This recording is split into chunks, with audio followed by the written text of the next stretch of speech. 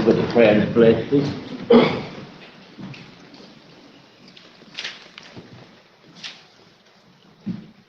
Father in heaven, we come right now thanking you for life, health, and strength.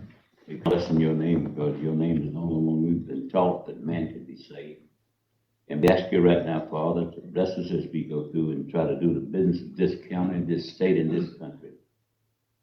We thank you right now, Father, for the new year. We were able to see the new year. We ask right now that you bless, you heal, you cure, and you save. Just be asking blessed now in Jesus' name I pray. Amen. Amen. I pledge allegiance to the flag of the United States of America and to the republic for which it stands, one nation, under God, indivisible, with liberty and justice for all.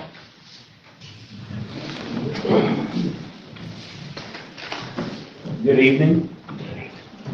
And before we start our meeting, there's a few housekeeping things we need to talk about.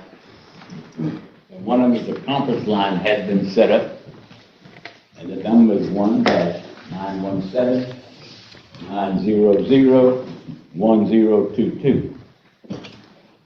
Long distance charge, you may be subject to long distance charges according to your long distance plan. When the chairperson opens the meeting for public comments, please follow the instructions. Please dial 5. The moderator will unmute your line when it's your turn to speak and notify you by announcing the last 4 digits of your telephone number. Please announce your name and address, and you will be allowed to speak for 3 minutes.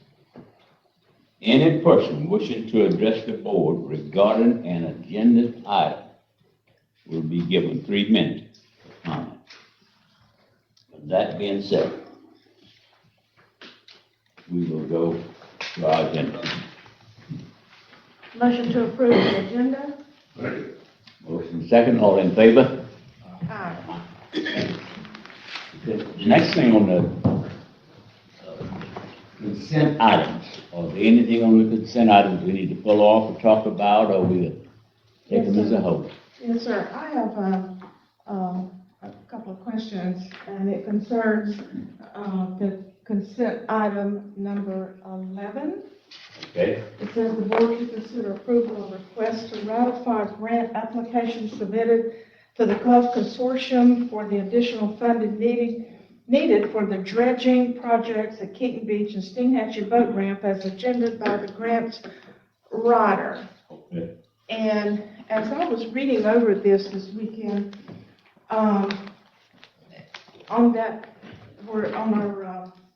in our packet, it said this project will be budgeted upon execution of a grant agreement which is estimated to be September 2022. And then it goes on down a little ways and it says the board had approved submitting a state expenditure plan, which is an SEP amendment, and subsequent grant application to the Gulf Consortium in the amount of $1.5 million for the current budget shortfall for the dredging of channels and canals at Keaton Beach and Steinhatchee Boat Ramp, Basin, and Canal. The grant application was in the amount of $1,517,906. The $17,906 is for the grant oversight and legal fees, estimated to take 9 months. So when it says the board had approved submitting, and then it says the 1.5, and now it's the 1.5 plus the $17,906. So my question is the additional $17,906 the reason for the delay? Basically, you know, what's going on, and what's, you know, is that extra 17,000 causing a delay for it to be not starting until September, or what's going on? That would be the normal timeline, excuse me, that it would take from submission to the Gulf Consortium. The Gulf Consortium then has to approve, and then it is routed on to Restore Council or Treasury. But I guess I'm confused. I thought that it was a 1.5 million, and then another 17,000 was added to it, but that didn't cause a delay? I don't believe, no ma'am, no. The SCP was amended by the Gulf Consortium, and then we had a very tight turnaround to try to get the grant application submitted. The deadline was December 15th. So we went ahead and submitted, but I'm not saying we can't make changes. We were just trying to make sure we got it submitted on time. So we did not have to wait for the next cycle to submit the grant application. Okay, so I guess bottom line, my question would be then, when will dredging begin? Is nobody on the line? So we're going through the process now. We have hired the consulting group. We expect that process for the design, engineering, and permitting to take, I believe, at least a year. So we've started that process, and what we're trying to do is to obtain additional funding. So by the time all of that is completed, we would have the funds to begin actual dredging. Okay, because, you know, this has been going on quite a few years, and I know citizens will ask, and so the only thing that we can do is just reiterate what we've been told. Well, and I'll be said. So, you know, I think the last that I told somebody, which was told to me that it was going to begin in 2021, and then people are trying to sell their homes down there, and and this is people talking to me about it from the beach, and they're saying, well, you know, I'm telling the potential buyer that the canals are going to be dredged at this time, and then I come back and say, oh no, well, it's going to be another year, and then it's quite frustrating for them because in the meantime, I've been told they've lost buyers because of that. So, and that's okay. I mean, I understand the process now. I just want to make sure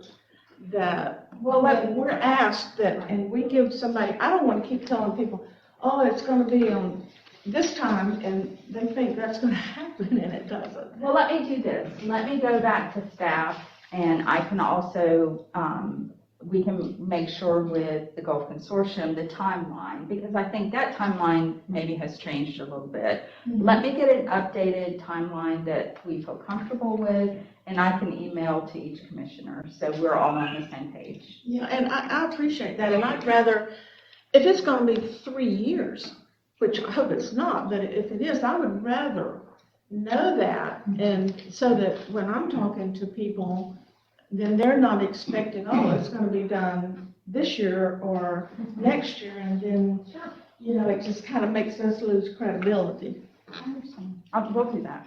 Thank you. Okay. Okay. Is there anything else in this? I got one. Yes, sir. It's number 10. It's the agreement on the firehouse.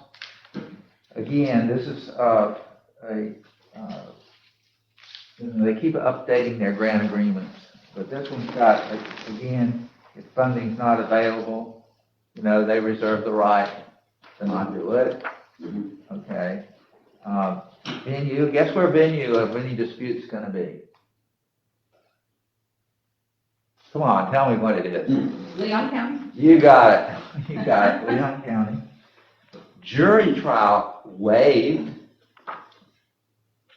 And the one good thing that it has in it on that kind of issue is that each party will pay their own attorney's fees.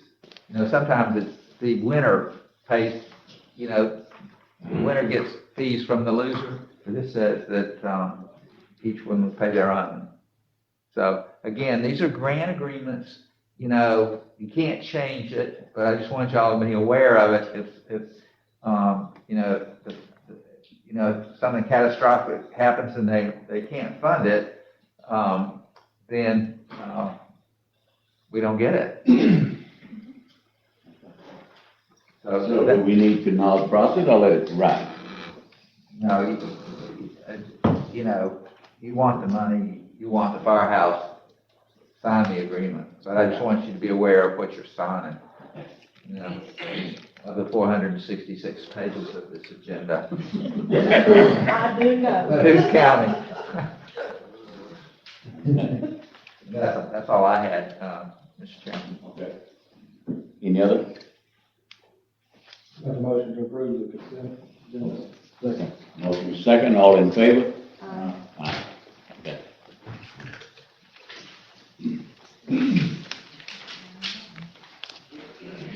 We'll go to item number 18, bid and public hearing. The board to hold a public hearing set for this date at 6:05 p.m.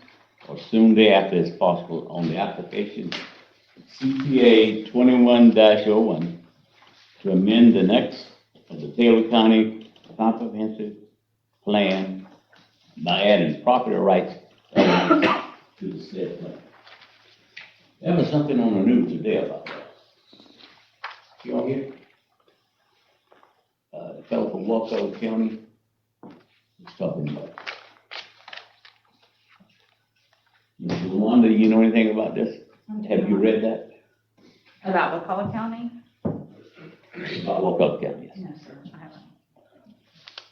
This is your second hearing on this ordinance. Mhm. You want to read the whole thing, or you want to do it by title? Motion to read by title only. Motion second, title only.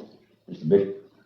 An ordinance of Taylor County, Florida, amending the Taylor County Comprehensive Plan relating to an amendment to the text of the Taylor County Comprehensive Plan pursuant to an application CPA 21-01 by the Board of County Commissioners under the amendment procedures established in section 163.3161 through 163.324A Florida statutes as amended, providing for adding a property rights element to the comprehensive plan per section 163.3161 subsection 10 Florida statutes as amended, and section 187.101 subsection 3 Florida statutes as amended, providing severability, repealing all ordinances and conflicts, and providing an effective date.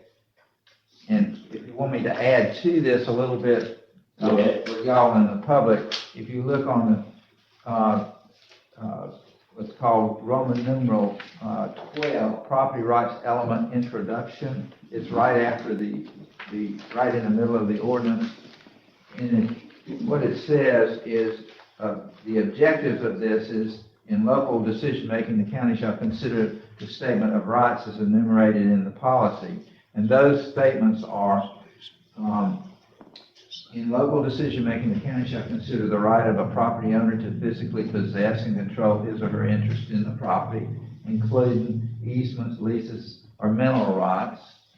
In local decision-making, the county shall consider the right of a property owner to use, maintain, develop, and improve his or her property for personal use or for the use of any other person subject to state law and local ordinances. And in local decision-making, the county shall consider the right of the property owner to privacy and to exclude others from the property to protect the owner's possession and property. In local decision-making, the county shall consider the right of a property owner to dispose of his or her property through sale or gift. And these are all things that y'all have considered anyway, in dealing with that, but this is codifying it. Okay. So this is a public hearing. This is Yeah, the you second can ask for public public comment. hearing. Anyone from the public would like to have some comments?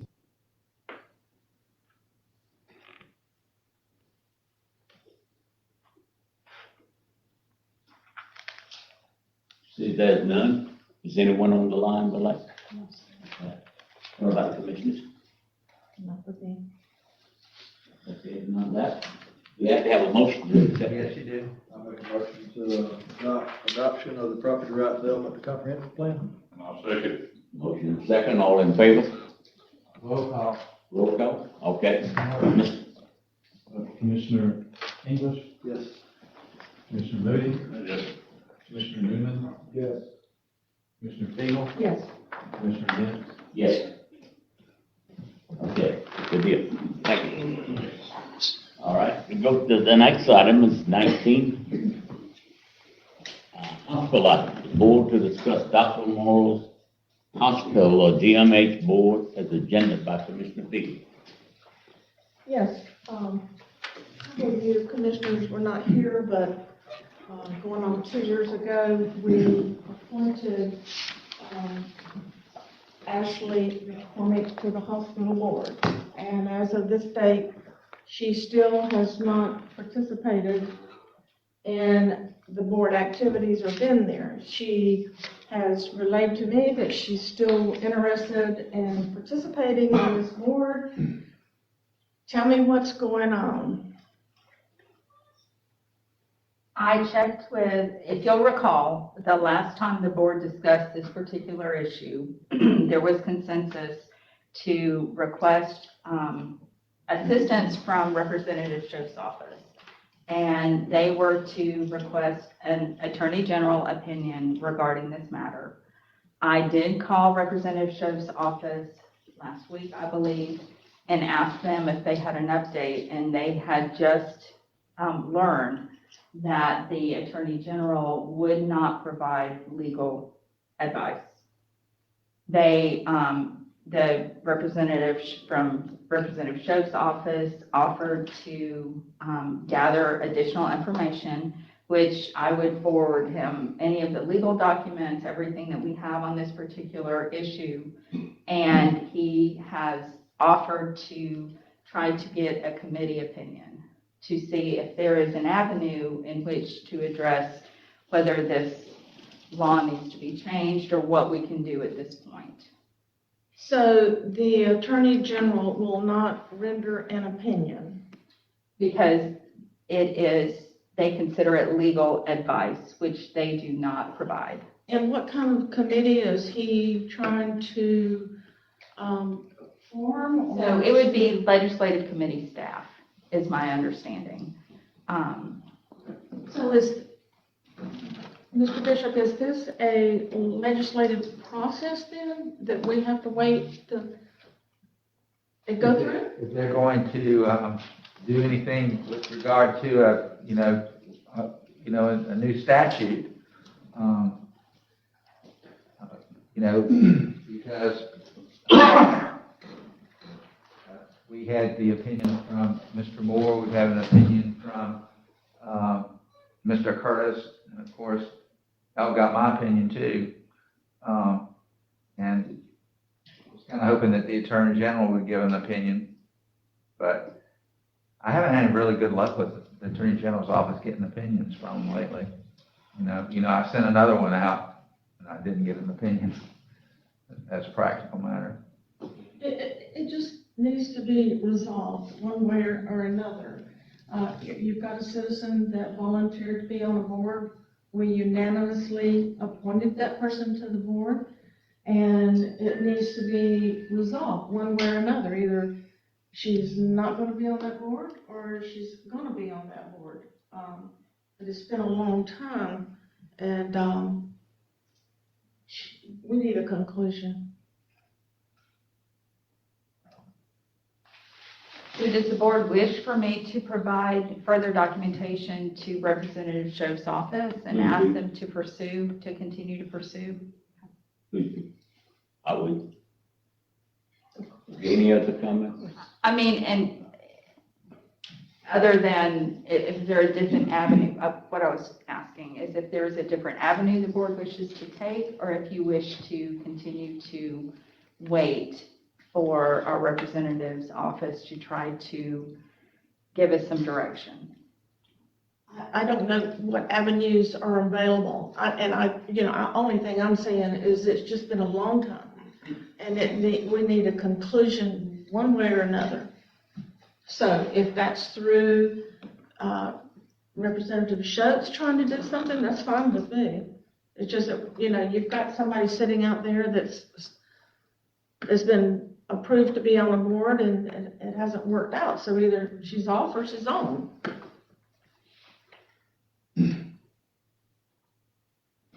What can the show do? I don't know. I'm going to be very honest. I don't know. This is uncharted territory. And I don't know if the attorneys in the room have any other options other than wait for Shoaf's office to try to help us with this. I know that was the original direction from the board, but I don't know that I have no way to know if you'll be satisfied with the time it may take to get a response. So, Mr. Bishop, I guess when this board of county commissioners appoints somebody to a board, we've done what we've done our job, right? We appointed somebody. So if there's an issue beyond that, is there any, are we obligated to do anything else? Should that be between that person and that board and not involve us?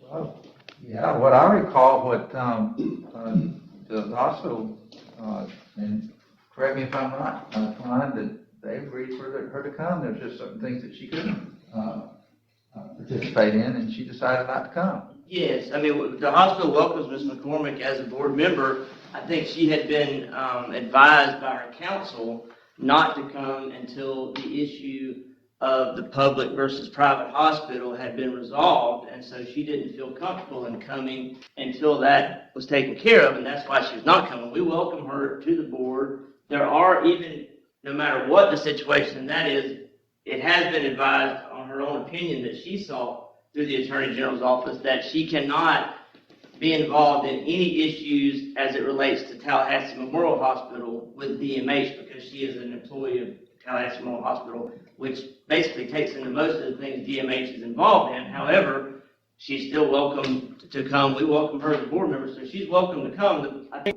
I didn't want to interject, but the question was asked, what can Representative Shoaf do, is we've stated before that legislative action can, if need be, clarify this issue to resolve whether the hospital is operating or has been operating as a private hospital for these last 30 years, as it has been. And if that was what we had determined that would be an easy way to resolve the situation, is about legislative action, they could then determine that retroactively Dr. Memorial is and has been a private hospital, and therefore that would resolve that. And then Ms. McCormick would be able to come without any concerns for her on. But we're happy to have her come at any meeting she wants to. We're happy to have her there. So is this any involvement of ours, or should we just say, we've done our part and we're done with it? Well, Mr. Curtis might say something different on that, you know. But you're our attorney, I'm asking you, so. Well, I've given my opinion, that I agree with Mr. Moore, and Mr. Moore's opinion, that he written opinion. You know, we researched it. And Mr. Curtis doesn't agree with me. So let's just say hypothetically, we don't get any legislation. The only other alternative would be for a suit to declare for declaratory relief from a court. I don't know that if Mr. Curtis wants to file that, you know, go ahead. You know, if that's what he wants to do. But, so, in answer to your question, if there's legislation like Klein said, then that would form the issue. And hopefully that does that. But if that doesn't do that, as your attorney, I've told you what my opinion is. You know, this hospital has been doing this thing for over 30 years, and it's worked out fairly well. Okay. Thank you, Mr. Bishop. Direction to go to So I can- the show. And continue to ask them to assist us. And if there's, Ms. Griffin, if there's anything you need from us, just let me know. I'll be happy to provide anything we can do to help. I believe that I would need to submit all the documentation that I have from every attorney to Representative Schoaf's office. I think is all that they do not have to continue this quest, and they may have it. I just want to make sure that we haven't missed anything. Yeah, Yes, sir. I've got a file on it too. Okay, thank you. We move to item number 20, public request. Mr. Russ Knight to appear to discuss Keaton Beach no wait ordinance. No. Thank you all for allowing me to come tonight. It's a little more than just the signage. I figured I had to tell them something, a reason I was gonna be here. So, that's really the primary reason I'm here. My family has a home on the back canal there at Keaton Beach. And, on September 2nd, 2016, Hurricane Hermine made landfall on the Taylor County coast. As a result of that, much damage was inflicted to coastal properties. Also, as a result of this, all but one of the no-wake signs along the back canal at Keaton Beach were destroyed. That was over 5 years ago. And today, as of today, they've not been replaced. A couple of the signs, rotting, jagged metal supports remain, which creates an existential safety hazard to boaters and tubers back there in Blue Creek Bay. Going further, several of the main channel markers, so this is kind of getting back to what Ms. Fiegel addressed earlier. Several of the main channel markers are either missing or in a state of disrepair, and many of the navigational lights are inoperable or missing as well, which also creates a significant safety hazard for people coming in after dark. I know of at least one instance where a boat actually collided and sank with one of the channel markers. Thank goodness nobody was hurt, but anyway. And the main channel needs dredging, as do all the canals at Keaton and Cedar Island. And I have the same question as Ms. Fiegel, why does it take so long? I know Dixie County has an actual permanent impoundment at Horseshoe Beach that allows them, they have a permanent place to dispose of the spoils. They pump their spoils into this impoundment. the water drains back out of the impoundment, back out into the marsh. And, then they go and they dig the spoils out and do what they will. And they have that in place, and I don't know, maybe that would be an idea for this commission, is to purchase a piece of property somewhere there that they could perhaps do that, I don't know. But, as a result of there being no wait signs, no wait signs on the back canal, we were down there the other day and 2 boatloads of teenagers came by our dock on full plane. And we've had a lot of damage to our boats down there, a lot of damage to our property down there, our seawall, our docks, and it's expensive to maintain that stuff. And, we would just like for the commission to try to accelerate at least the replacement of the signs back there. That shouldn't cost that much to put some signs up back there. And on a note, going along with that is, it's my understanding after talking with a deputy, that our local deputies have no means of enforcing that weight law down there. They can't write people a ticket. They can't really do anything about it. Is that the case? Does anyone know? Is it FWC that does that? Well, My- yes. FWC can't even write one unless the sign does. Well, and FWC told me. And on that topic, you can forget calling FWC about a weight violation or any kind of safety issues down there. I've done it multiple times. They never respond. They don't show up. I just don't understand why our county deputies don't have the authority to enforce a county ordinance. I don't quite understand that. Maybe y'all could look into that as well. Mr. Rice, Yes, ma'am. when I checked that before, I did speak to the sheriff's office. It's probably been 2 years ago now. But I believe that part of the issue was some software. I will be happy to revisit that with them to see if they have the capability or what it would take for them to be able to issue citations. Now, I do know that upon request, they have parked a boat there, they have increased enforcement, but obviously, they're short, We've never seen them there. right, I'm not saying they haven't. I'm Right. saying that it's been very infrequent, if that has been. and it's probably not the back canal. Right. It's probably the main canal that Right. they've increased the enforcement since there's pretty heavy traffic there. And I know it's all relative, I And understand that. there's quite a bit of traffic in the back too. You'd be Yes, sir. surprised, really. Can I ask another question, Mr. Chairperson? Go ahead. Now, I reached out to our marine agent Mhm. and asked him if he could give me some type of update to, any missing signs. And according to him, he said from the last inspection in 2019, all markers and signs were up to date in Keaton Beach canals. So are these specifically in the back canal? Because as of today, he was unaware of any missing signs. Yes, I don't know if you call them pilings, but the supports are still there from when they were blown down.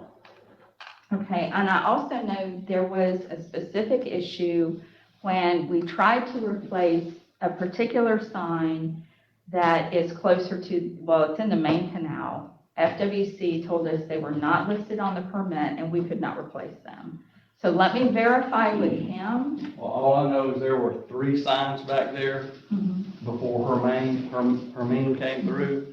There's 1 back there now. The other 2 are gone. I mean, From what I understand, if they are not listed on the permit, we cannot replace them. But I will be happy to ask him to check on the back canal and see if he can give us some more information. Because from what he's understanding, everything is up to date. And I did not know any navigational lights were out. So I can follow up with. well, there are very few. Now, I don't know if they're out or just gone or what happened to them, but most of those channel markers out there do not have any type of navigational lighting on them. And whether they're gone or missing or were never installed, I think it might be from a safety perspective. As many boats as we've got going in and out of there. I mean, it's unreal. That's another issue, is that boat ramp. it just, during scallop season, it's just almost unbearable down there for people that, that live there. And, it really helped when you removed the ability for them to park alongside the road. That really it made it a lot better for residents down there. But, it just seems like that we have really lost our way of life down there. It's sad really to see just a massive influx of people that come in here during scallop season. And, I know it benefits a few businesses. It benefits our business to some extent. I mean, we sell, all these camper trucks, we sell wire and pipe and stuff, but I'd be willing to forego that, if we could do something to limit that down there, because it's just not any fun down there anymore. People are rude and inconsiderate, and just the other day, those people came by at full plane by our dock. I hollered at them and asked them to slow down, and then they got really, really ugly. It's just really frustrating, as much as it costs to live down there and maintain that property. And, but anyway, and then we have one other issue, and that's, speeding on Marina Road back there. The speed limit is 15 miles an hour. I was there just a couple of days ago, and somebody come by, and they were doing 35 or 40 miles an hour right there by our house, and it's a dead-end road there. I'm just really concerned that, especially when it's crowded down there, some kid's gonna get hit down there. And, I'm not gonna read all this stuff, but anyway. That's my biggest concern is it's just those no wake signs. I'd like to see someone be able to enforce that no wake law down there, because it's really causing us a lot of problems down there. It's kind of out of sight, out of mind. I know probably none of you guys are even, aware of that. But it's just not a whole lot of fun down there anymore. And, I have knowledge of what you're talking about in terms of people, speeding down the canals, speeding on those roads down there, and I've brought that up several times. And I know, I do know that the sheriff at one time responded, because I saw, a presence down there. Now, whether there still are or not, I don't know. We can check with him. well, normally they're sitting there at the boat ramp when it's real busy there, and that's where they sit. They don't really. Well, I mean, maybe they could, ride around more, now that they don't have to sit at the boat ramps, but it is a problem. It is a problem with speeding up, and you got a lot of people and children that walk up and down that road, and you've got older people that walk and. Walk their dogs. They do, and so I do agree with you. I think it's a problem, and then when those boats are flying by in the canal, you can just see your boat just bumping up against, it's just, and if you say anything to them, you're gonna have a fight on your hands. Right, pretty much, yeah. So who puts the no wake signs up? Is that FWC that puts them up? We install them? We contract out the work, and I know back in 18 and 19 that actually, I think Emergency Management spearheaded the effort to start replacing those signs because it was damaged from a hurricane or a tropical storm. And so, but I do know that at least with one particular sign, the resident in that area was quite unhappy because FWC would not allow us to replace it because they said it was not on the permit. So our marine agency actually sent me a map of all the areas that are on the permit. And what I'd like to do is maybe get some more information from you about exactly where the signs are, and then ask them to compare to our map that shows the permitted locations and see if those signs were not permitted, or it's quite a process to amend the permit for FWC, but I understand that you need them on that back canal. Well, he is more than welcome to come down to our house, and you can stand on our dock and see at low tide, see where the signs were.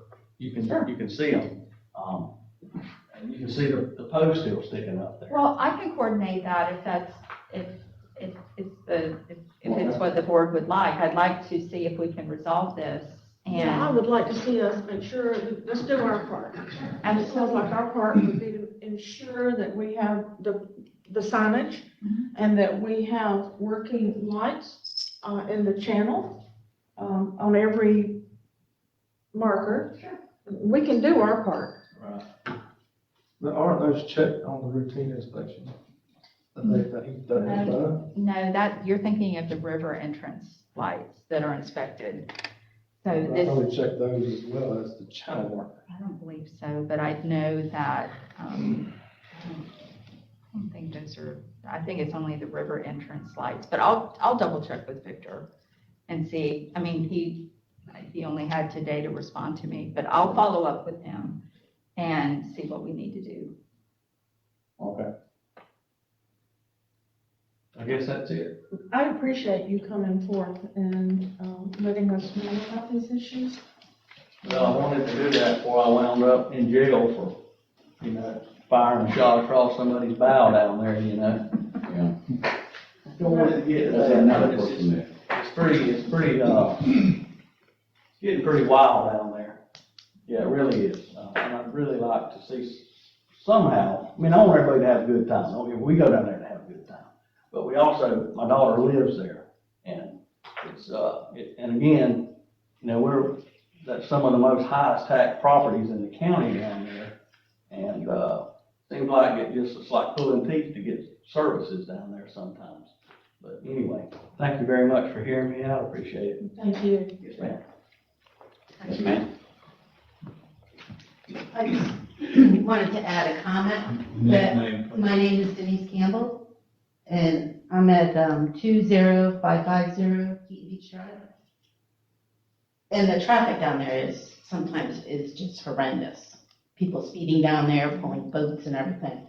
And my thought was, I mean, there are signs down there that it's 25 miles an hour, but maybe if we could actually write it on the road, it might be more prevalent for them to see. That's, I don't know what else to do to slow people down. Right. I mean, the sheriff are down there, they do drive down on Keaton Beach Drive, down to the beach and back, but, they're not there every time.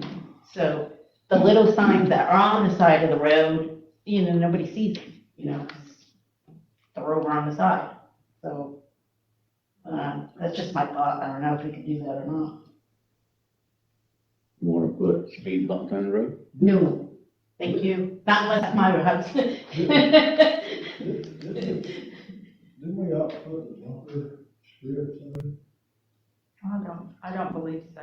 I don't think that was the direction of the board for any type of pavement marking. And I'm not sure if we can, I would have to check with our engineer. I don't know that we can paint, speed limit markings on the road, but I'll be happy to. Oh, really? Okay. Yeah, at least they would see it,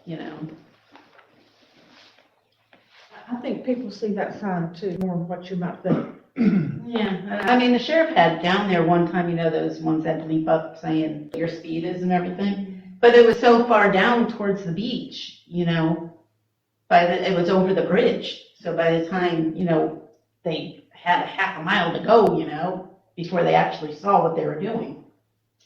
So, I don't know, probably should have put it closer to the entrance to Keaton Beach Drive. Thank you. Thank you. Thank you.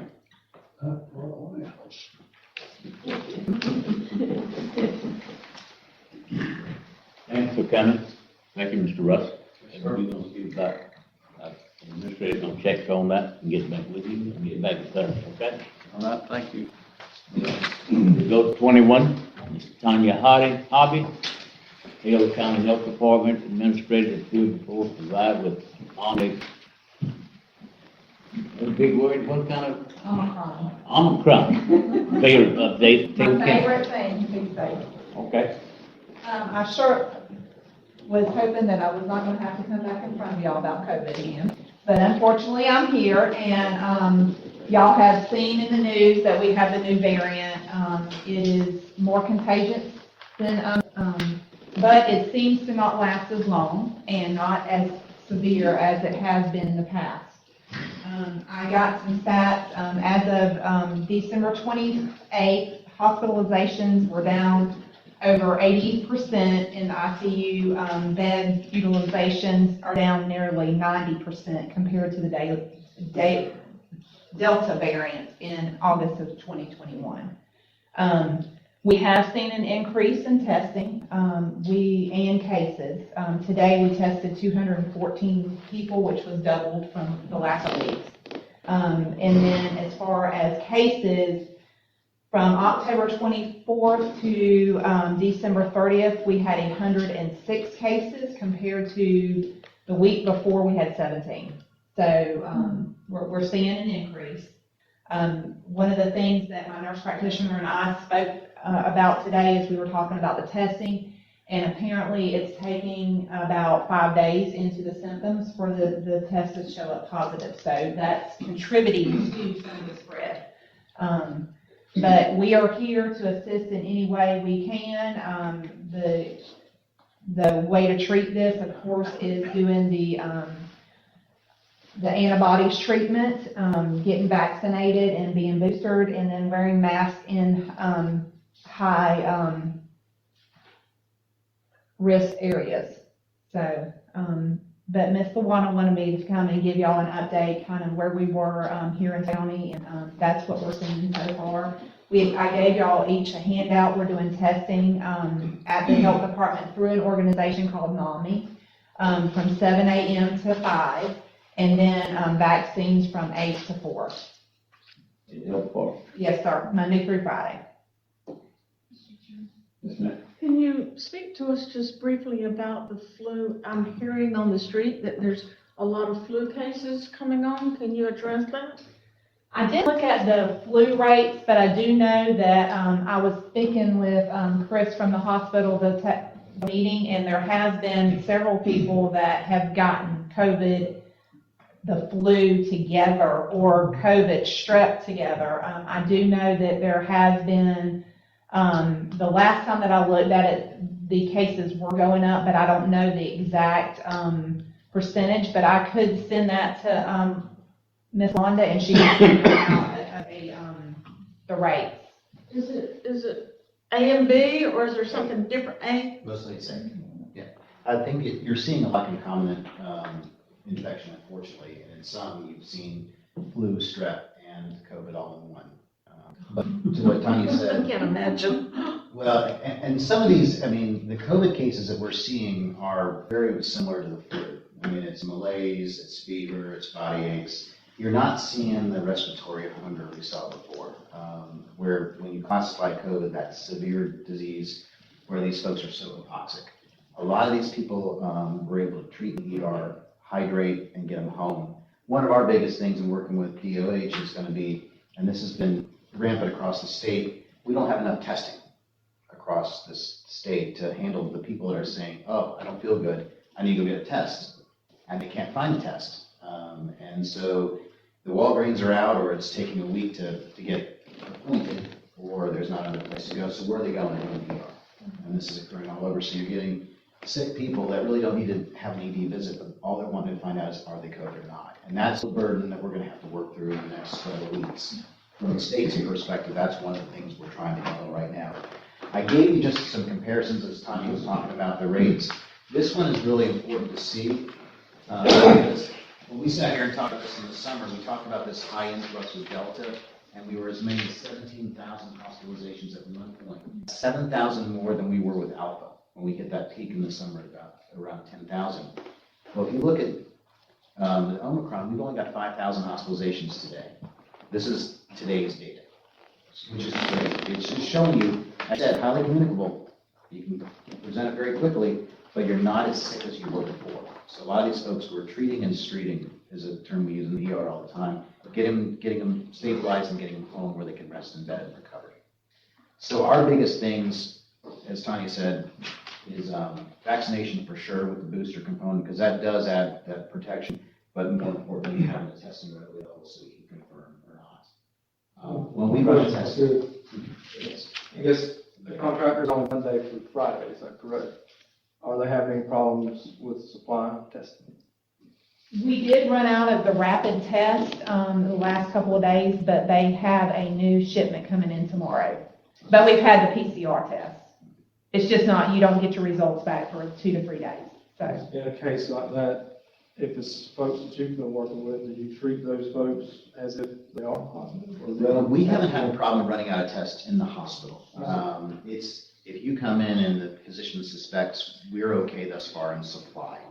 Where I'm seeing it more so is the setup testing sites around where the local person doesn't want to go to the hospital, but he can't find a test anywhere. And I know that's a big push on the federal side, is to try to push home testing out. I just don't think we have enough yet. And that's what this time it kind of snuck up on us quicker. And when you see more cases, even what we've doubled in the last week, we've seen more positivity, especially in the Northeast and the Midwest. We just don't have the lethality behind it. So we don't have those huge hospitalizations. So with that, you still have the monoclonals Yes, and other treatments that come along if necessary. Correct. Now, again, the jury's still out on Omicron and the monoclonal as compared to monoclonal with Delta, but yes, that is in our regimen to treat if we need to, if the physician suspects that. Mr. Chairperson. Yes, ma'am. I have a couple of questions. Really that's all very good news as far as the lethality of this variant. But what concerns me is the fact that it's so contagious. We have reinstituted our mask wearing policy if you cannot social distance in an effort to try to curb the transmission, within our workforce. But my concern is that this is so contagious that there are going to be some operational impacts. If I'm not mistaken, there's a 5-day isolation period if you test positive, followed by 5 days of wearing a mask. So if we have an employee or a contractor or whomever who pops positive, they're out for 5 days. Mm-hmm. So my question is, I think we all understand the potential operational impacts to any organization. But my question is, has this really hit Taylor County yet? My personal opinion, no. I don't think so either. I would say my concerns are exactly your concerns. It's not how many beds am I going to fill up with COVID patients, it's how many staff am I going to lose potentially to COVID. For 5 days at a time. Right. Now, again, the guidance, and this is a worst case scenario for us, is if we had sick patients with sick staff, if we ever were pushed to that limit, you've got the same disease and you're okay and you're treating, I don't ever want to get to there, but one of the things we're doing is we're looking at our workforce health status every day. That's our big key measure, as well as positivity waves. So we can kind of put all those in line and figure out, are we seeing a spike up in Taylor County, or are we seeing a downward trend? And last week, I know it was talked about the same thing in Jacksonville. They might hit their spike over there in a large urban area, but these things travel. And that's the thing we just have to be very cognizant about. And we just had 2 major holidays and 2 4-day weekends. And so, obvious, and then kids going back to school. So my concern is how it will affect everyone's organizations and our ability to provide, the services what we need to. Not just us, but everyone. I bet within a couple of weeks, you're going to see the effects of what happened over the holidays in terms of people traveling and gathering in large groups and out shopping and doing things like that.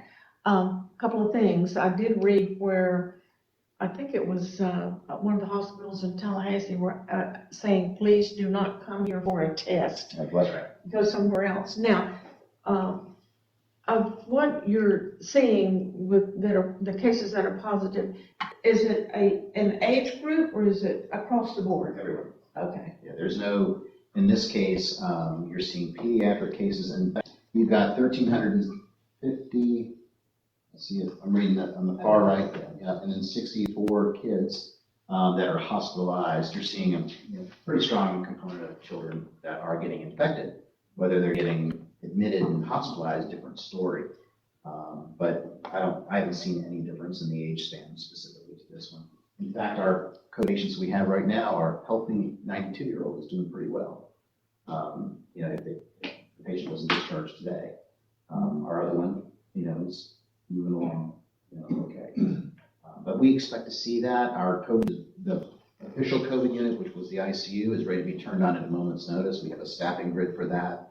All the medicines are ready, the equipment's ready to go. We're also leveraging right now the upstairs medicine floor so we can conserve on staff. So we've got a good response medically if we need it, but I'm concerned with exactly what Wanda said, it's workforce, keeping them healthy. Can you think of anything else that we can do as far as protecting our workforce? We have asked everyone to in an indoor public setting and cannot social distance. I haven't really seen that any additional guidance, except I did tell our staff it needs to be a well-fitting mask, nothing that's pulled down or has any gaps, that really does cover your nose and your mouth. Do you have any other suggestions? That's the only guidance that I have at this point. We have not, with the new quarantine, we have not received anything from the state health office. We're just going on what CDC has given us right now. Everything has to go through legal before we can publish anything. So, but not seen anything. And I can say that in the past, I have seen where Taylor County tends to be there towards the end when we hit our peak. Compared to the surrounding counties. I can tell you, for instance, I split my day today over in Wakulla, we had an hour and a half wait for testing, because we tested 400 people. And so it was a rough day. And Tallahassee sending them to Wakulla. And Tallahassee got long lines. I was up there. Yes. 4 sites I saw. Sites was like a mile long. Yes. Now, 4 weeks ago, there was no line. Well, if you just follow the graphs and look at the rate of communicability and how it's doubled a week ago where we were to where we are now, that's exactly what you're experiencing. And maybe a little bit further before it actually comes down. I'm looking at them football games. Don't touch any buttons. Well, we appreciate y'all coming and sharing your information with us and, Anytime. Lockstep still. Thank you. Okay. You do the best you can. Y'all do the best y'all can too. Go to number 22, is Dana Sutherland, Supervisor of Elections to appear. We request appointment of 1 member to the canvassing board. 22 election. So Ms. Dana was unable to attend tonight. She asked me if I could request on her behalf that we need 1 member appointed and 1 member appointed as an alternate, excuse me. She did say that they both must be members not scheduled to appear on the 2022 ballot. So that may narrow it down to Commissioner Newman and Commissioner English. I would like to see our new people, to do that. I always have enjoyed doing that, haven't y'all? It's not bad. I learned a lot about it that I didn't know. That's exactly right. And I feel more confident in our local office in terms of everything is validated and everything is done just exactly the way it's supposed to be done. So I'd like to see our 2 new commissioners do that. Jim and I can't, Commissioner Moody and I can't, so. I'll do it. Okay? Will be alternate the main man. I'll do it. I'll be the main guy. Okay, you need a nomination? We also need an alternate. One is the main man, the other is alternate. Sure. Okay. Gary, do we need to do that? Yeah, we can get that in the All right. motion.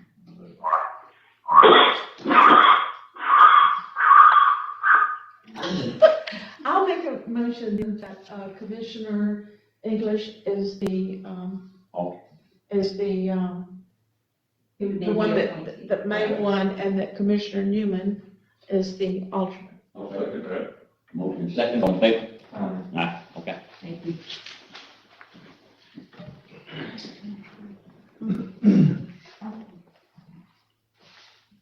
Okay, you go to number 23. The board to consider approval of fixed assets. Disposition list is agended by the clerk of the court, Mr. Gary Nunes. Yeah, so there's just a list there of assets that aren't being used anymore that need to be disposed of, so. So, auction? Is that auction? No, it's not gonna be an auction. We don't do, the county used to do auctions, but we don't do auctions anymore. So like this metal stuff will probably be taken like to the metal recycling and that money will go back into the general fund for whatever money you got for that. Some of the stuff isn't any good, it'll just be trashed. It's not any good. And of course, if there's anything out here that another department or anybody needs, they can always get that. Most of this stuff's pretty worn out. What are these seams, in case somebody's interested in maybe seeing there's something? So I know the stuff like, so there's some property appraiser stuff, so it's in those departments. Most of it's in my office, so that's there in a room in my office, taking up space. Not being used, so we want to get rid of it, so we can use that space. Is it any of it usable for somebody that So, may need a so desk? some of these file cabinets they're usable, but they're old and they're pretty beat up, but I mean, they work, but I mean, they're really not, they're scratched or dented or, some of the shelves roll in and out, some of them don't. They're pretty old. The desks are the same way, they're worn out, I mean, they're not in good desks, so. They just something you're looking to get rid of, or you're looking to replace it? We're just gonna get rid of them, we're not purchasing new ones. Motion to approve. Okay, motion second, all in favor? Aye. All right, go to county staff items. Board to consider approval of request for a matching fund hazard mitigation grant program in HMGP for generators as agendaed by Dan Castle, Tapachi. How to do, everybody? Happy New Year. I'll let John take the lead on this one. Okay.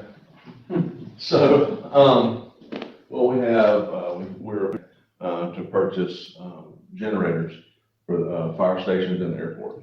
The airport fueling station. So, Very cool.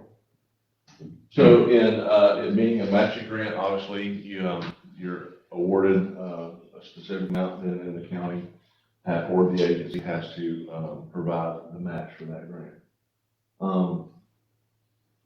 So what, to the best of my knowledge, what had happened, Christy Anderson, who was my predecessor, she was handling the grants, and at the time that they were approved and signed, she departed, and then I guess from what I'm told, that she was planning on submitting for another grant to receive the match on the county behalf. Well, obviously, that didn't happen. So, from what I'm told, that I guess we were requesting $47,725 up to that to match, and those funds are in the. So on the grant agreement that we have, it's already been signed and approved on the grant agreement itself. And like you said, there was an opportunity back when that we may have been able to get the matching from another grant, but that's gone away from us, for whatever reason. So where we're at now is to proceed with the grant, we need matching, the 25% matching fund. So the total federal cost share of it would be, their share is $143,178 up to, and our 25% match on it is up to $47,226. So we're asking, we're asking If I can, from the general fund, because the grant itself will be in the general fund, and so the direction from finance was to ask for the match from general fund reserves. Okay, so I'm sorry, go ahead. I'm ready to make a motion. Is there a possibility that if you did not do this now, could you come back in a few months and reapply where you have a chance then to try to get the matching funds? does it work better, does it go They away? don't. Not typically. Well, If I don't know where the matching funds, like I said, I wasn't involved in that. I don't know where those matching other funds were coming from. So I don't know if that's something that's a revolving door that it'll come back, even if that would happen. Plus, deadlines, milestones that we need to meet on the grant agreement. That, it's not something that's gonna hold for another year or two that we would need to start proceeding. Just asking. Yeah, and because, and just to give you a heads up on the delays, so we're looking at, if we ordered today, 5 to 7 months for delivery is what they're estimating right now. So that's just another complication with the supply chain issues and trying to get ahead of that as well. I make a motion to approve, Mr. Chairman. Second. Motion second, all in favor? I got one question. The generator you have under the shed there at the port, airport, At the fire station, yeah, at the fire station, it's working, right? the old hospital generator? Do what? The old hospital Yeah. generator? No, that is now dead in the water. It's by age and the way it's wired and whatnot, just from the age of it, it's an outdated technology. So we had to go through several times in repairs since we had it installed. And since then, we've gone to 2 different vendors to say, hey, can you fix this and how much? And they both came forward and said, you're better off to replace it at this point because it's going to be continuous issues and whatnot. And that was actually on our capital list this year to replace that with a new unit. And that has been ordered already, so we can get the Station 1 at the airport and make sure we're 100% functional, hopefully before hurricane season gets here. Right. You need a generator to pump water in case you need a lot of water. Lights, charging radios, everything, everything that we do, plus, having to be there for, there is no leave option for us after a storm. It's, you're here and. What you gonna do with those when it's camping off the? That I don't know, because it's really one of those situations where, I don't know if that's something we would auction off or how we would do that. There's. To The try to motor get some can- revenue out of it, because the motor's good. Yeah, the motor still functions. It's the still- electronic components that we're having issues with. So it may be something that we could put it up to auction and get something out of it. Well, there might be some in the state that need a motor or generator part of it. Yeah, that- somebody may buy it just for. Use, I just hate to see it, there's a scrapyard that could be auctioned off. And Commissioner Moody, if I may, for the airport, we actually researched whether we needed to get instead of a stationary generator, something that we could put on a trailer, and the cost was not. Yes, it really drove it well Yeah, beyond. And right. then, and to mention to add on that one, because we actually went through from when we originally got our prices, when we did the application, how long was that now?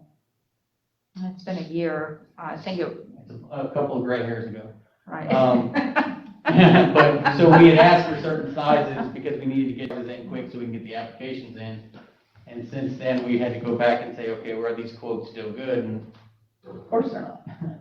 So since then, we had to go back and play with it and resize it and work with the people at Ring Power to say, well, what size generator can still function to be 100% and we'll be able to use. So we were able to downsize a little bit to try to get it, save some cost and make sure we're back underneath that threshold. And we were successful in doing that. Thank you. I think we're done. Okay, we have a motion second. Okay. Number 25, board to discuss possible grant submission for the fiscal year 2028 Florida Department of Transportation, FDOT, Transportation Alternate Program, TAP, as agenda by the grant writer. Melody, are you on the line? Yes, I'm here. Hey, everybody. Hey, So I'm passing out some of the information from staff regarding potential sites for a sidewalk. I know that some commissioners have some particular interest in some sites. The exercise that we asked our engineer to perform was to make some recommendation, being familiar with this particular grant, he focused on areas within urbanized areas and that would expand upon existing pedestrian networks. Now, that being said, he has made some recommendations. The first one is from the high school along Johnson Stripling and Ash Street to Jefferson Street to connect with the existing Ash Street leg. So that would be bridging the gap between Johnson Stripling, the high school, and Jefferson Street, which would join together two existing pedestrian networks. Would be the first project he lays out. The second one is along West Ash Street from Miller to US Highway 19. That would provide a pedestrian way for the El Rancho subdivision to interconnect with the network that ties back to the sports complex in downtown. And then the third recommendation is along Industrial Drive from US 19 to either Puckett or possibly along Puckett to LaCour Lane. And that would be picking up a sidewalk pathway from Big Bend Technical College and would also provide some, a sidewalk for events held at the Forest Festival. There are two subdivisions in that area, Southwood and Woodgate, from what I understand. Now, all that being said, I do know that there have been other projects mentioned in the past. I know that previously we've discussed Old Dixie having a second project on Old Dixie, and then there has been some interest at Keaton Beach from, I believe, the condos down to Hodges Park. So there's, from all I'm aware of, there are 5 potential projects, unless I'm missing something, which I could be. This is for fiscal year 2028 as well. Now, the sidewalk in Steinhatchee and the sidewalk on Pinecrest, that's already in the works. Yes. Yes, we were quite pleasantly surprised that both of those projects were potentially funded. That's good. Well, I just want to mention to the board that, as you go from Taylor County to every county, you've got walking trails along the highways. Every one except for Taylor County. And this past weekend, I was over in Lafayette County, and before you get to Mayo, there's what they call a cutoff road that you turn left on, and it hooks you up with the road that goes down where the bridge is just right there. You know where I'm talking about? Mm-hmm. And so I turned on the road just before you get to the bridge, but there's a walking trail coming down that road, and then it turns on that side road. And I went as far as 5 miles, and that trail still was going on in every county. Wakulla, I see where I was over there too. They're extending their walking trail even more. And I just hate that Taylor County doesn't have that, because everywhere I go, I see people using these walking trails. They're walking, or they've got their bicycles or their golf carts, and it sure would be nice if we could have some walking trails like that. I think people would use them.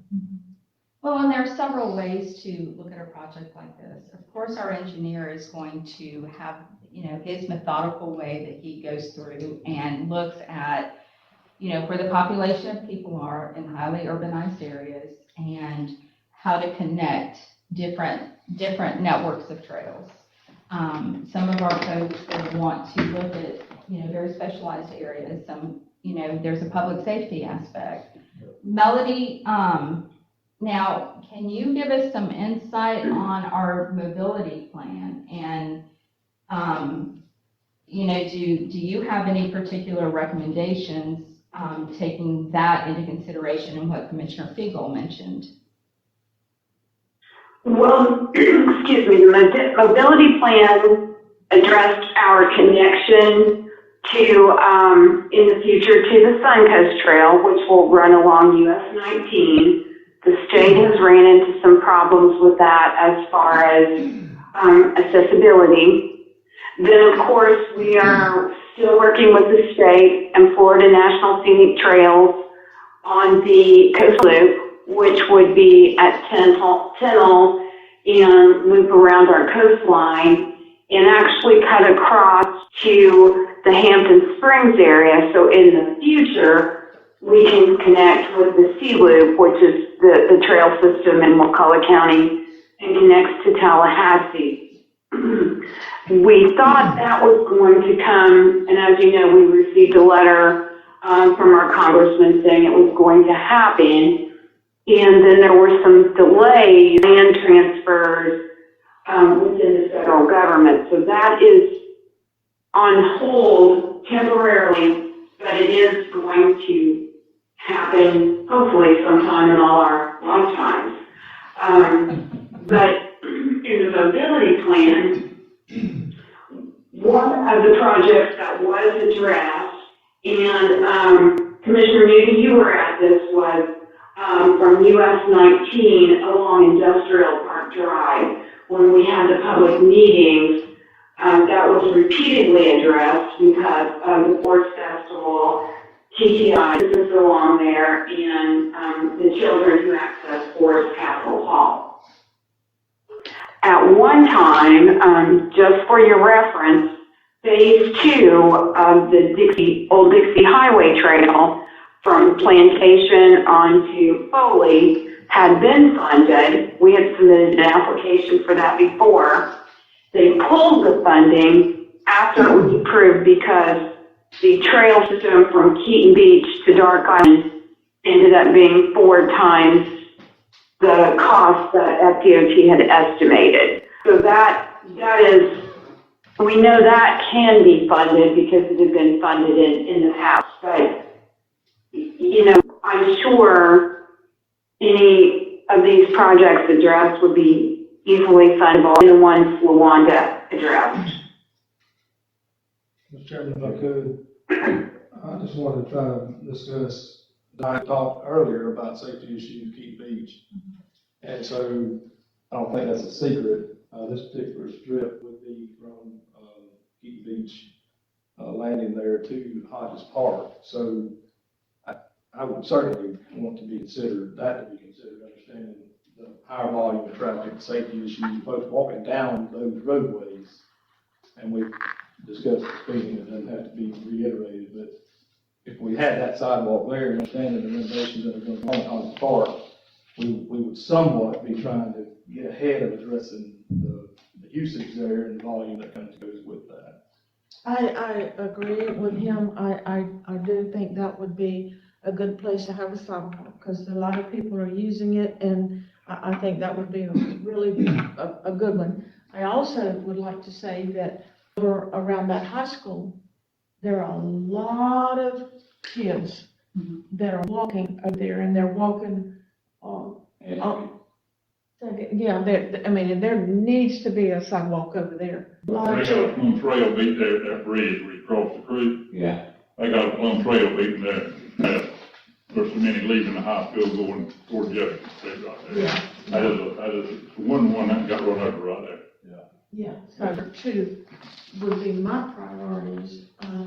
So you're saying from the high school along Johnson Stripling and Ash to Jefferson Street? Yes. Is, okay. Yeah. Keaton Beach, for sure. Now, I do have to say, there has been some concern about Keaton Beach only because of potential congestion in that area. The right-of-way does get narrow as it gets closer to Hodges Park. And quite a few people use the right-of-way to park. Mm-hmm. So the only concern that I know of is that, with the right-of-way, we think it's efficient, but the issue is, are there going to be so many cars parked on the sidewalk that it precludes, it makes it potentially not as useful? I can tell you there's an issue, and that's going to happen. Yes, ma'am. That's gonna happen. So if people, have to get out of the road to get around cars, are you accomplishing what you're wishing to accomplish? What could be done? Well, I mean, I'm not fixing to throw the sheriff on the bus. Well, no, that wasn't what I was asking. I can't put the car ahead of the horse. We don't have a sidewalk there, and we're saying it's not gonna be used. I mean, would folks be more accommodating if a sidewalk was there? I can't answer for those folks. I can't see into the future, and, my thing about it is, I already know it's a public safety need. Absolutely. Those folks are walking down the roadway, and folks are speeding there, and it's a high volume area. So I think, to some degree, we have to deal with one issue at a time, and right now, we don't have a sidewalk. So I'm not questioning the project, I just want to share any concerns that I've certainly, heard. potential folks can park on the sidewalk anywhere there's one sit. Right.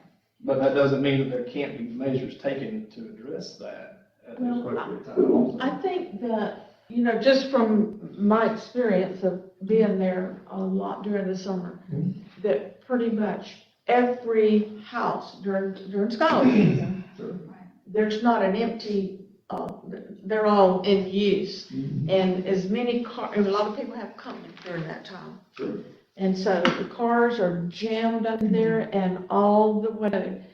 And if you've got that at every house all the way, then, you're gonna have people in the road. The other thing too, people do, partake of beverages during that time, and they're gonna be backing out of these, they're gonna be backing out. I don't know, I mean, I support the project, but I don't know how we address these safety concerns. And I'm not suggesting that you not do this project. I just, attempting to be transparent, will share that is a little bit of a concern. Sure is. And You can now get one way. I don't know. Hey, I don't know where it's at. You got a car, you ain't got enough real estate there. They gotta go and yeah, they don't wanna come out there. Population's gonna get big. When we get that new park, it's gonna be beautiful, it's gonna be really nice, and you're gonna have more people. Well, I can certainly envision folks using the sidewalk to get to the park. I mean, I understand. But if it's full of cars all the way down, and then even if you had enforcement, just people need to be very careful backing out. There's blind spots and. But people are utilizing the right of way to travel now along the path where the sign would be. So, I don't know. Some of that issues being worked through, given the traffic that's there currently. But, I think the concept is that it's a reasonable expectation that volume's not going to diminish or lessen. No, I would not think so. So with that, the safety factor would tend to rise, so we need for that potential sidewalk. One thing for sure, you improve it, people use it. And when you use it, they bring the best and the worst with it. Yes, sir. Can you all hear me? Yes. Yes, ma'am. I've got to say, of the projects we discussed, I know there's complications with the Keaton Beach sidewalk, but a grant standpoint and a fundable standpoint, that is your strongest project because it offers connection to Keaton Beach Coastal Park, which is a Florida Communities Trust project. It will offer connection to the Dark Island Trail. It will offer connection to a park funded by Land and Water Conservation and Restore Act funds. And it will also help us down the road with the connection to the Coastal Loop project as far as getting funding to extend a trail along our coastline. So I know there's issues with it, and I know, there's a little bit of conflict with it, but as far as funding, without a doubt, that is your strongest project. I got one more I'd like to mention, just discuss Highway 221, Ash Street to about Graves Drive-In. I've been getting a lot of complaints, or maybe not complaints, but concerns about citizens traveling that highway at night. And seems to be a lot of folks walking in the highway where folks have literally almost hit these folks and, see them at the last second and swerve over. And so there's a lot of concern that, you know, someone getting hit along Highway 221, they're talking that the complaints between Graves Drive-In and Ash Street. If there's something that we could do in that area, I think it's quite positive to look in that area before something does. I mean, I don't think there's an incident that has happened, but I'd like not to wait until something does happen. There are a lot of people that are on that road, I've seen them. Well, I think it's gotten worse over the last year or so. For some reason, I'm not sure what's going on there, but I think it's gotten worse in the last. Bicycles too. Yes. But you know, it haven't just happened. But It haven't just happened. That area has been a problem for a while. I used to pick up paper grade driving when it was theater. And, in the summertime, we didn't have shoes. And they put me out there in them sand spurs. yeah, So that's been a problem for a while. that's. I had a job there. Melody, when will you need an answer board regarding which two projects and the priority? Do you need that tonight, or do we need that, I know we'll have to have a public hearing on the 18th. Yes, we have a public hearing scheduled the 18th, and we will need to know no later than the 18th which project we have to do. We are eligible to submit 2 applications, and we have to declare at submission time which is our priority project. The sooner the better from our standpoint, because we have to, not only in the application, but Kenneth has to submit signed cost estimates. So they are a bit time-consuming applications, but if we know by the 18th, we're good to go. I can make my decision tonight, can you? I can make a motion now. Industrial Drive is a real important one. From Fourth Alcohol back to the Bucket Road. And it wouldn't take much to tie the sidewalk on the Bucket Road, do that, come down side of the Bucket Road, and it could make it complete loop. Is that on the Court Lane? Down to the Court Lane? No, not on the 4 lane on The Court Lane, Cool. the Court Lane, yeah. okay. So it would go on around, that's about, I mean, it could make a whole loop right there, you know. But now, in the big picture, we need to look at getting us a bike trail and a walking trail, like these other counties you were talking about, Pam. Perfect spot all the way around that block at the airport.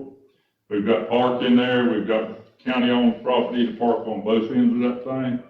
And there's a nice bike and walking trail all the way around that airport.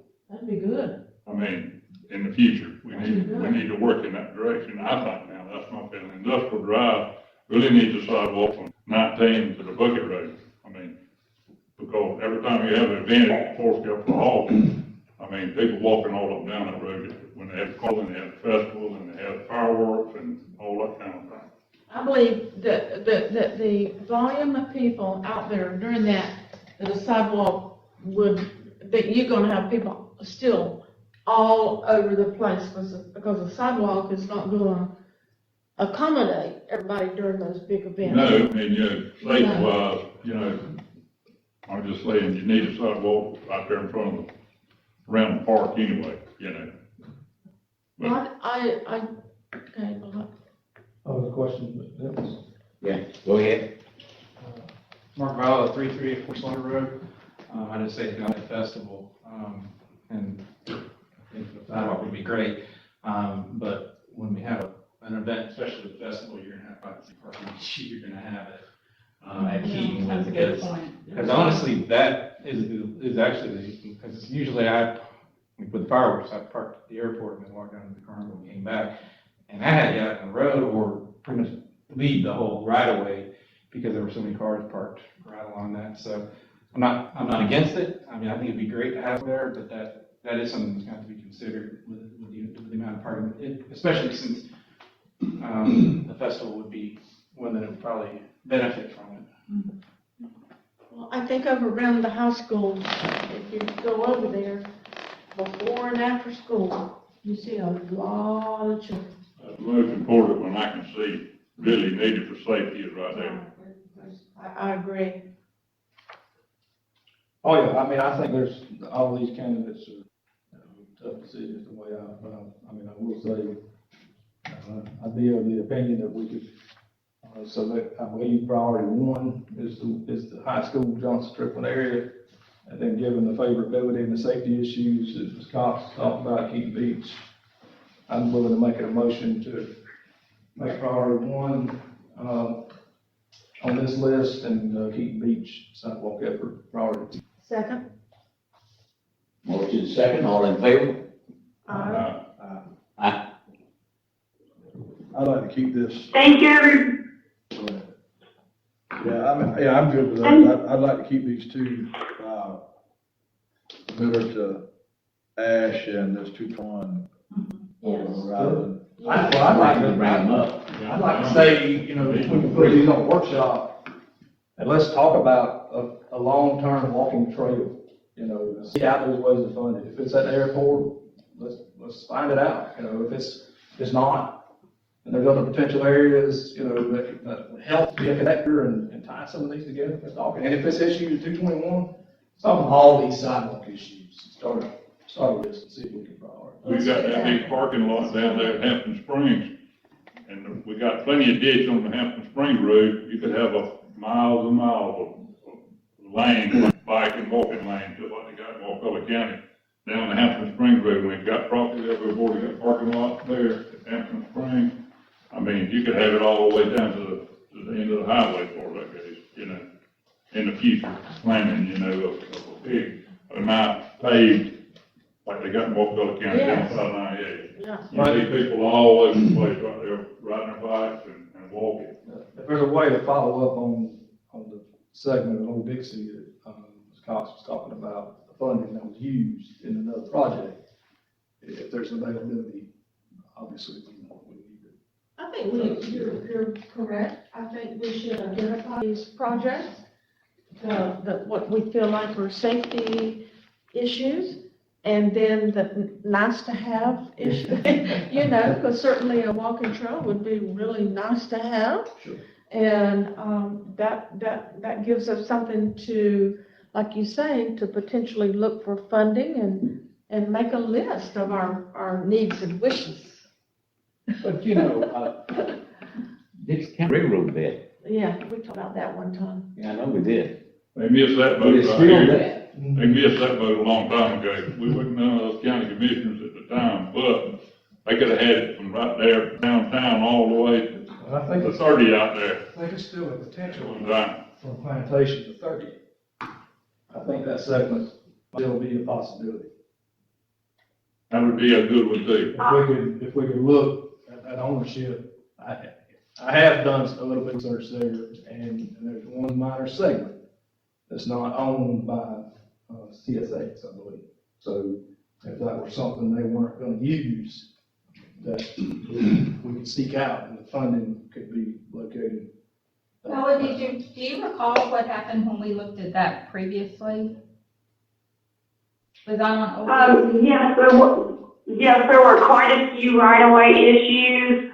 One was back when it was Florida Power. There was an issue, but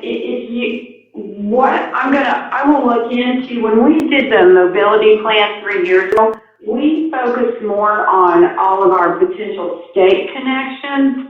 And I will check with DEO and see, we got that project funded through them. I will check and see if there's any other funding available, because that's considered economic development. And maybe we could get a alternate mobility plan that focused on Taylor County specifically, where we do our own planning outside of the state. So I will check in that, and I think that would benefit us a great deal. When you have these written plans, it provides you extra grant points. So I will check into that and see if maybe we can do a Taylor County in. Thank you.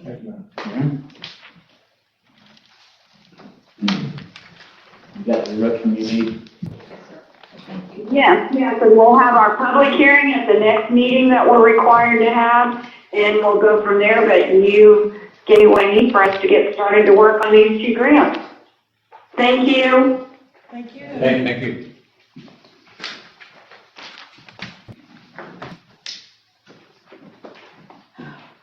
Jerry, can I borrow the copy just for a minute? I'll give it back to you. I'm sorry.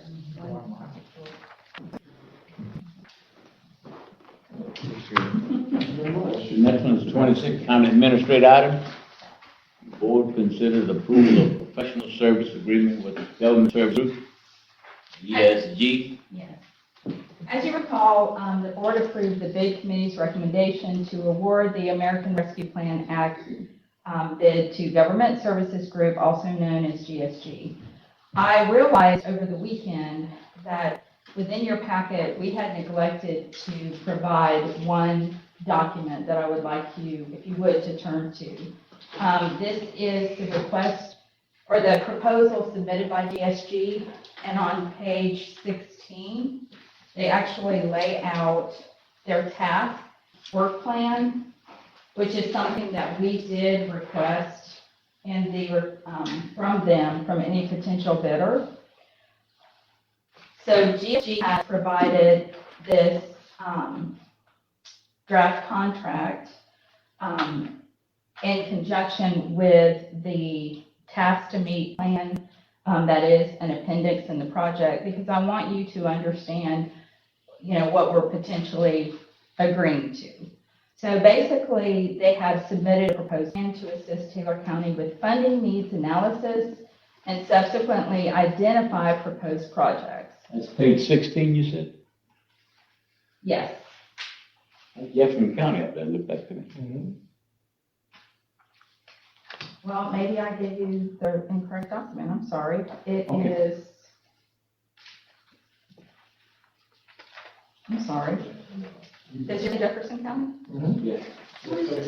Where's it? What's it say, Chris? I'm on 16, I see what you're. My page 16 don't look like that. I'm sorry, this is, gonna be page 6, Mr. Dempsey. Keep turning, because I stopped on 6 also. Yeah, it's on 6, that's good. It's a bit misleading with that line in front of it. Yeah. Okay. Oh, yeah. I had the same problem with it, so. Go ahead. Thank you. I was following Chairman there at page 6, sorry. So this lays out what their work plan that they submitted, and then the contract lays out the number of hours that they feel like it would take to accomplish this. And it's an exceed amount of $239,000, $239,560. It is allowable expenditure under the ARPA funding. And I would say if there is variance from this, it will require an amendment to the contract that will have to come back to the board. So the first step would be to meet with GSG to identify what projects you would like to consider.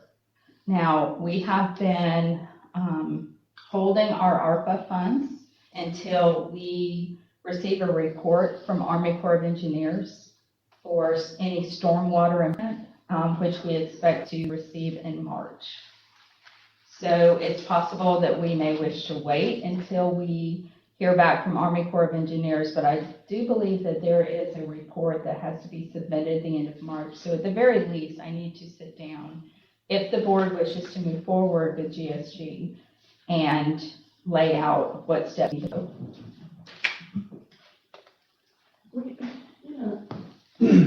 If they can't even get the right county, if they're setting up something that doesn't even have Taylor County, it has Jefferson County on it. No, that's wrong. That's page 6. Yeah, I know, but it No. says, but still, Okay. why have we got the document that says Jefferson County? It's listed there in the table of contents. There's several services. ain't referenced there. It's the references. And So it wasn't an oversight, I think it was deliberate, because it's listed here in that table. That's all I Request for proposals. Yes. Okay, I see. Because they've got national account, okay, pardon me. Yes, ma'am.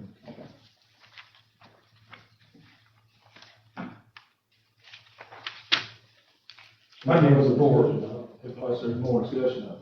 There's no discussion. I make a motion to approve. I'll second. We need to get the ball rolling, we can't kick can on it no more, really. Motion second, all in favor? Aye. Okay, we will keep the board, please do. we will keep you. I'm gonna tell you, LaWanda, you do a good job. Just keep your guys out. You might want to let me finish.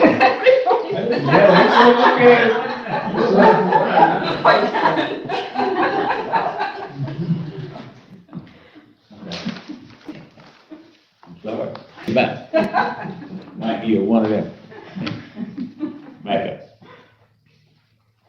Are we ready for? You ready? Okay, under informational items, we already discussed this a little bit when Tanya and, from the health department and Mr. Chris was here. Obviously, there's substantial spread of COVID. I've been informing staff of the need for masking, in indoor public settings. We will be monitoring the health and safety of our staff and are hopeful that there will be no significant operational impacts, although it would be impossible to predict at this time. Again, we will do our best not to have any operational impacts. I am a little concerned about this variant. Obviously, I'm always concerned about the health and safety of the staff, but from the guidance that we've been receiving, it's possible that this variant may be milder, but I think it would be foolish to expect that we aren't going to have some type of impact. We will focus on keeping the sports complex open. We have soccer now, and obviously wish to keep our parks open and do the best we can there, and always keep our public works staff and our roll-off sites operational. However, we are already experiencing some labor issues. I just don't know the impact of this virus. I will keep everyone informed. We may have to shift some people around like we've done before, but we will do our best to keep everything up and going, and I will keep the board informed. What is the protocol if someone has symptoms, you send them home and they have to get a test? Is that the protocol, and they can't come back until, what is your protocol? Well, we encourage people to get tested, but we send them home and ask them not to return until they no longer have symptoms. If they are out more than 3 days, they must bring a doctor's note to return. But we do not force anyone to be tested. Just under certain circumstances, we do ask for a note. If we're facing something where people can't get into the doctor and, we don't see that they have any symptoms, they no longer have a fever, then we may allow them back to work, but we are asking our folks to mask up if they cannot social distance, which is something that we're accustomed to. I think everyone had gotten a little more comfortable, but obviously with, like I said, holiday gatherings, travel, return to school, I don't think we will not have some impacts. My question is just how much of an impact will it be? And if someone does test positive, then what's the requirement? Do they have to just come back but asymptomatic, or do they have to have something that says they no longer? If they are out more than 3 days, they must bring a note. But the minimum isolation period at this time is 5 days. So they must 5 days, and then 5 days after that, the CDC guidance is that they wear a mask. But we're asking everyone to wear a mask. And we will post signs on the doors. We're not going to require that the public wear a mask. But in areas like the library, we leave masks by the door. And employees are using their sick leave, sick time, and Are you able to utilize, multiple vehicles for folks that are working in team type capacity? Or you just, If they're available, but if not, we feel, we follow the CDC guidelines and ask them to mask up. And there are some of them that may wish to roll the windows down for increased ventilation. gonna be talking about it. Yes, sir. But I understand. So I've just asked our department heads to meet with their employees, and, we know what to do. We're just going to pick it back up. And As far as the PPE and things like that, things are still acceptable with that? But we aren't experiencing any supply chain shortages at this time. So, which was an issue first surge that we had. There was a time where it took us several weeks to obtain the PPE that we needed, and it was during that we did shut down operations for several weeks until we could get the supplies that we needed to protect our workforce. Okay, if there are no questions, the last item is regarding our county local technology planning team. Back in November, I believe, the board instructed that we assemble our Taylor County local broadband planning team, utilizing the guidance that was provided by Florida Association of Counties Coalition. The board also voted that Commissioner Fiegel be our county champion. I have prepared a list of the membership to date. It has been submitted to DEO.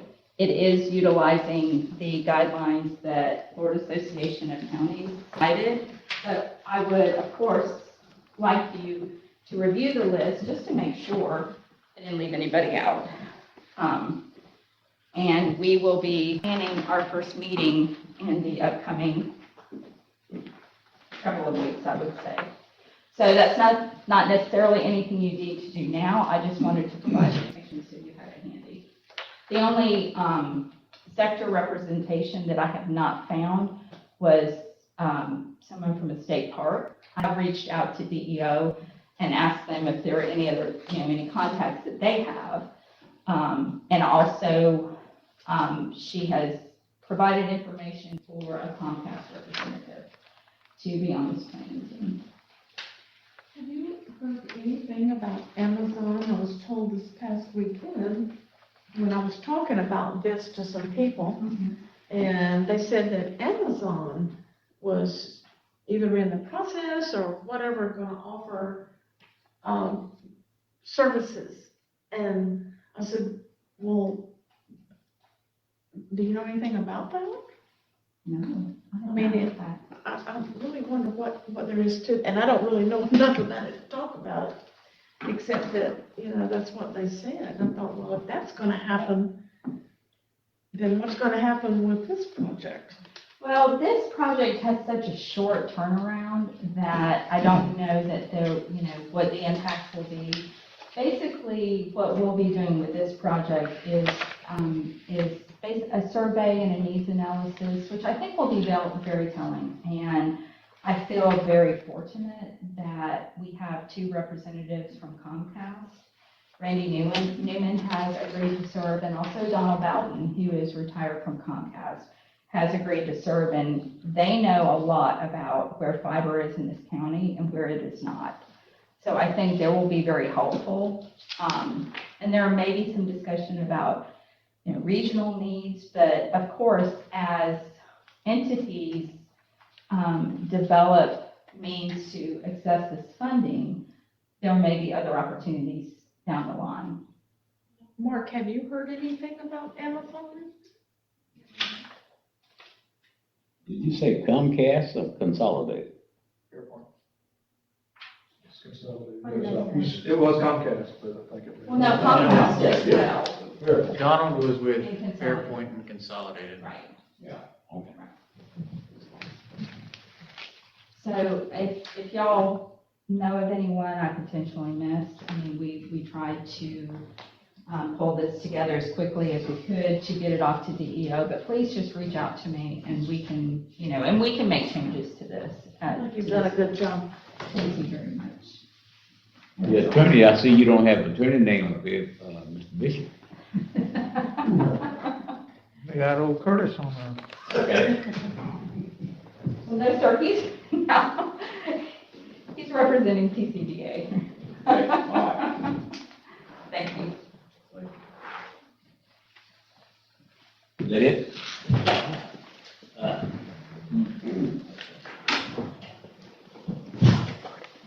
Comments and concerns from the public for non-agenda items. We'll give them 20 seconds. 1, 2, 3, 4, 5, 6, 7, 8, 9, 10. That's 10. Okay. Comments and concerns, information item from the board. I just thank staff for their efforts, given all these situations that's having to be worked through. That I mentioned, see how they're being quite diversified. I certainly appreciate that. I know the folks say so. Thank you very much, and stay healthy and happy New Year. Okay. Ms. Pam? I would like to say the same. I appreciate the hard work that staff has done. And I appreciate our newspaper man for being here and our sheriff's representative. I appreciate our attorney, and it's a pleasure to be here, and Happy New Year. Okay. Happy New Year. We're getting off to a good start here with this first meeting of the new year. Every bit. Good board here. We're gonna rock and roll. I appreciate our help. We're lucky to have the support and the help we've got with this county. That's right. That's all I got. Your wisdom, Mr. Bishop. Happy New Year, and y'all sure had fun tonight. That's a lot of laughter. Everybody stay away from the new variants. I think we need to stay healthy, do the best we can. It's been a good year. With all the bad things we had, I think we had a good year. Okay, with that being said, what do I hear? Motion to adjourn? We need it. All in favor?